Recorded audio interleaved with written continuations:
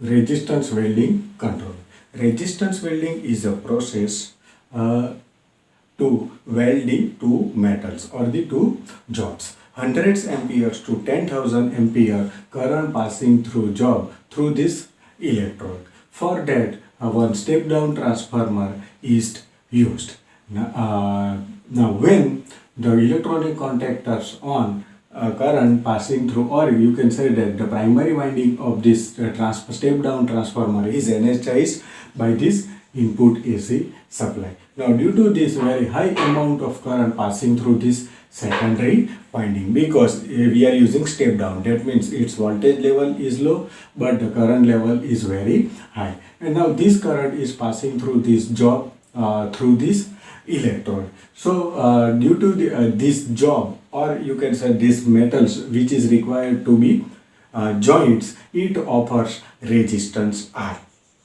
It is an internal resistance of this job which opposes the high current passing through it. Due to this, a huge amount of temperature is produced in this job, and this temperature is sufficient to melt the joints, and it is welded.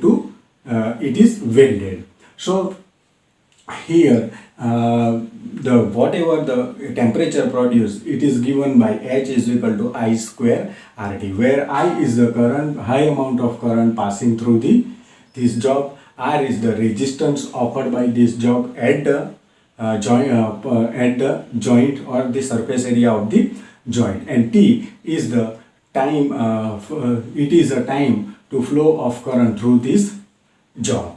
So now in this type, the temperature is produced due to the resistance offered by this job. That means its value is depends on the heat. The value of the heat is depends on the resistance of this job. That's why it is called resistance welding control.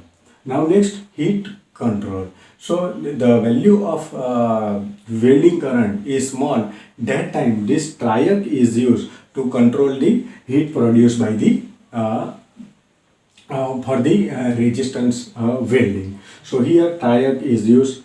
R and C is each provide gate signal to the triac, and by changing this value of resistance we can change the heat control for the resistance welding. Next, the primary windings of this welding transformer is connected in series with this triac as shown in figure. Resistance R1 and C1s are used to provide the dV by dt protection of this triac, and one thyroid resistance in connected parallel with the primary winding of the welding transformer, which is used to protect the winding of this transformer against the transient voltage. So this is the basic diagram. Now when during the positive half cycle of positive input half cycle, the capacitor C is charged through this resistance R.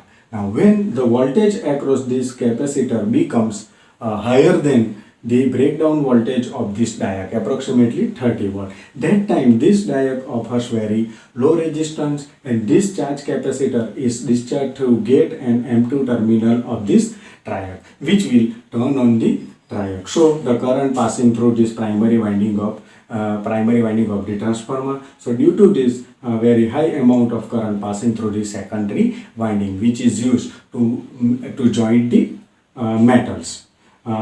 Now during the negative half cycle, capacitor negative half input cycle, this capacitor is charged in reverse direction, and when the voltage across this capacitor is higher than the breakdown voltage of diac, it offers very low resistance, and which will turn on the triac. So this triac then current passing through this transformer winding, and at the end of both positive and input cycle, that time it will automatically turn off. So if we change the value of this resistance, which will change the gate signal of this triac, that means its triac is fired late. So due to this, the value of this current, it is also changes, and already we have seen the heat produced by this heat produced, it is directly proportional to the current. So if the current is changes, heat also changes. Second, seam welding. So in this type of welding, we are using roller instead of this electrode. And whatever jobs we have to weld, that is passing through between these two roller electrode, and mechanical pressure is applied through this roller electrode. So when the speed is very low, the job passing through this roller electrode is very low, that time this the transformer is turned on for 6 half cycle, and it is turned off for another 6 cycle. So these rollers are operated by the DC motors, and accordingly the value of this current is depends on the which type jobs you have to weld. So at their types of welding, it is mostly used in steel mills. Now here we are using half control type circuits which provide power supply to this motor of this induction or motor of this DC motor. So when during the positive half cycle of the input supply, the thyristor TH1 is turned on, and the current flows from thyristor 1 to A terminal to double A, then D2 and the negative of the input supply. As well as now during the negative half cycle of input supply, that time thyristor TH2 turn on, and the current flow from negative terminal of the supply to TH2, then A terminal of the armature, and then minus AA, and that time diode D1, and it is flowing from positive or phase terminal of the input supply. Now at each and every input cycle, at the end of input cycle, positive or negative, the thyristor T1, TH1 and TH2 itself turn off respectively.